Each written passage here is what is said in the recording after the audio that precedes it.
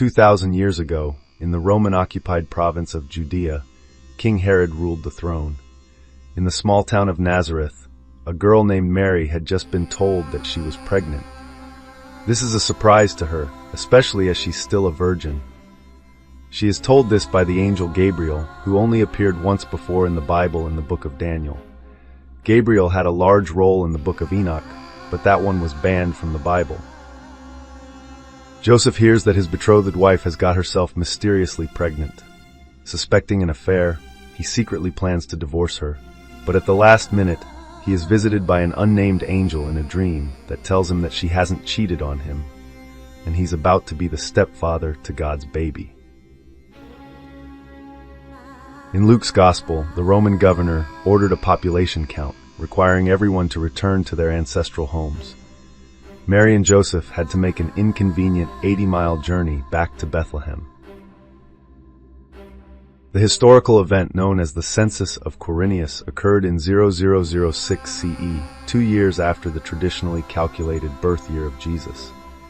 This creates confusion because King Herod had died 10 years earlier, in BCE 04, and the Roman census and Herod's reign did not overlap as stated in the Bible. Many biblical scholars believe that Luke's Gospel likely mixed up the dates, leading to discrete adjustments to place Jesus' birth in BCE 0004 to align with Herod's reign. In contrast, Matthew's Gospel mentions King Herod and the massacre of infants, known to have occurred when Herod the Great died in 04 BCE. This mention of Herod's reign in relation to Jesus' birth is a separate chronological issue from the census described in Luke. While Matthew's Gospel doesn't include a census like Luke's, it still places Jesus' birth during Herod's reign. Whatever year it was, Mary and Joseph finally arrive in Bethlehem, but they need a place to stay. We all know they are told to lodge in a stable because there was no room in the inn. This, however, is a mistranslation. Looking at the text's original language, Koine Greek in the word inn is often translated for kataluma. In reality, this word actually means guest room.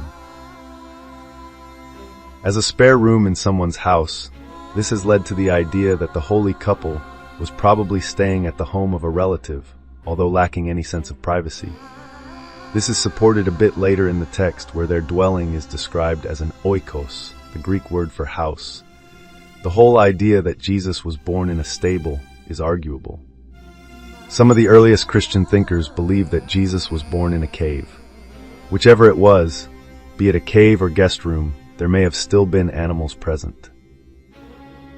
In ancient Palestinian dwellings, it was customary to keep animals on the bottom floor of one's home.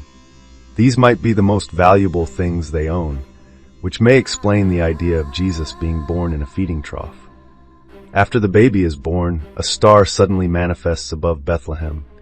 Although it's likely just a creative addition by the author, many have attempted to find a scientific explanation behind this unusual cosmic phenomenon. A popular theory is that the Star of Bethlehem could have been a comet. Modern astronomers have calculated that Halley's Comet could have been visible around this time, and although comets travel at speeds of around 2,000 miles an hour from the Earth's surface, they appear to be standing still, eerily hovering about in the night sky, just as how the Star of Bethlehem was said to have stood over the site of Jesus' birth. Noticing this star, or whatever it was, are three wise men from the east. Despite the popular song, these three are never referred to as kings. Instead, Matthew's Gospel labels them as Magi. Magi is a Persian word that was used to describe priests in the ancient Zoroastrian religion, and it's where we get the words magic and magician. A Greek historian once described these magi as sorcerers, fluent in alchemy and esoteric knowledge, but above all, astronomy. Having followed this star, the three men finally arrive in Bethlehem, and they bring with them gifts of gold, frankincense, and myrrh. Now, if you've ever wondered what myrrh is, it's an ointment used to embalm dead people, an ominous gift to be giving to a baby. Because the holy trees that yield frankincense and myrrh are very hard to cultivate outside of the Arabian Peninsula, they were always in low supply and great demand. According to a great Roman historian, by Jesus' time, the sap had made the Arabians the wealthiest people on the planet, more precious than gold. The Parthian Magi gifts are often undervalued. For example, a newborn king might receive a 50-pound gold chest.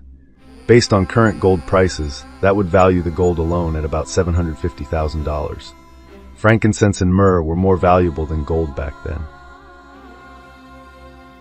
So Jesus and his family were rich at his birth. But Herod and his sons were killing all potential claimants to the Judean throne, including Joseph, Mary, and Jesus, who were Davidic.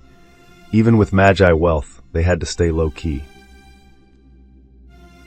What happened to the money?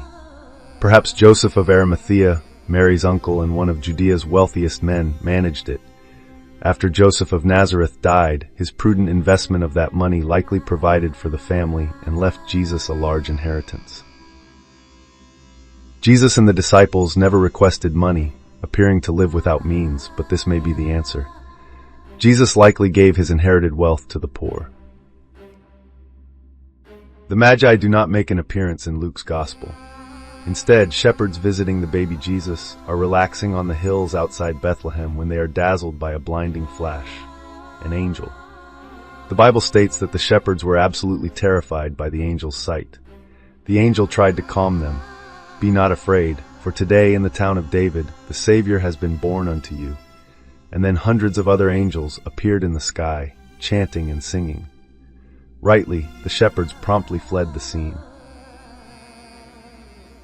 8 days later, the baby is taken to a synagogue and is circumcised according to Jewish custom.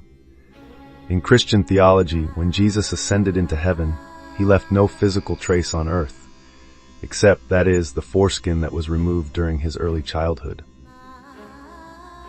Throughout history, there have been a total of 18 claimants to this unique artifact of history. To finish the nativity story, the Gospel of Matthew ends on a really dark note. Having heard that the so-called King of the Jews had been born in Bethlehem, King Herod became paranoid that this infant would one day overthrow him. He just does what any righteous king would do and orders a mass slaughter of infant boys in Bethlehem. In later Christian tradition, these babies are regarded as the first martyrs for Christ. Fortunately, there is no historical evidence of such a massive event taking place, so many believe that it's simply another myth. The Holy Family had already fled to Egypt, having been warned by an angel. There, they spent Jesus' childhood in the shadow of the pyramids, only to return once Jesus had grown up into an adult. And with that, our Christmas story comes to an end.